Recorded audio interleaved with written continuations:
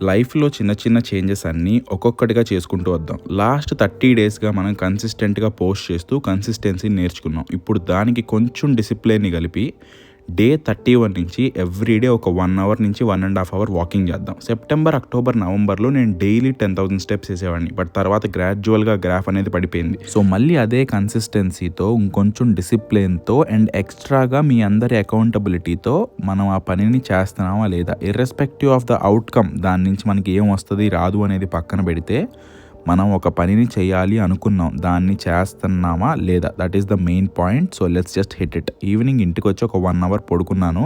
Actually నేను night ఫ్రెండ్స్ది graduation ఉందన్నమాట. అది అయిపోయి ఇంటికి వచ్చి డిన్నర్ చేసి పడుకునేసరికి 2 అయింది. అందుకని కరెక్ట్ అమౌంట్ ఆఫ్ స్లీప్ లేక కొంచెం ఒక 1 అవర్ రెస్ట్ తీసుకొని అట్లా వాకింగ్కి వచ్చా. ఎందుకో అదొక రకంగా I'm feeling a little bit లో, ఎంటీ, ఏం తెలియట్లేదు, ఏం జరుగుతుంది, ఏం జరగబోతుంది అన్నట్లుగా ఉందన్నమాట. సో ఇలాంటప్పుడు ఏం చేయాలో తెలుసా, ఉన్న చోటే ఆగిపోకుండా ఇంకొంచెం వేగంగా పరిగెత్తాలి. ప్రాబ్లమ్స్ ఎవడికుంటావు బాస్, అందరికీ ఉంటాయి. Let's just push hour limit. ఇది కాదు నీ లిమిట్, ఇంకొంచెం పుష్ చేయొచ్చు అనుకొని పుష్ చేసుకుంటూ ముందుకెళ్ళిపోవటమే. అదనమాట ఇవాళకి. మళ్ళీ రేపు ముచ్చట్లో కలుద్దాం. టాటా బాయ్.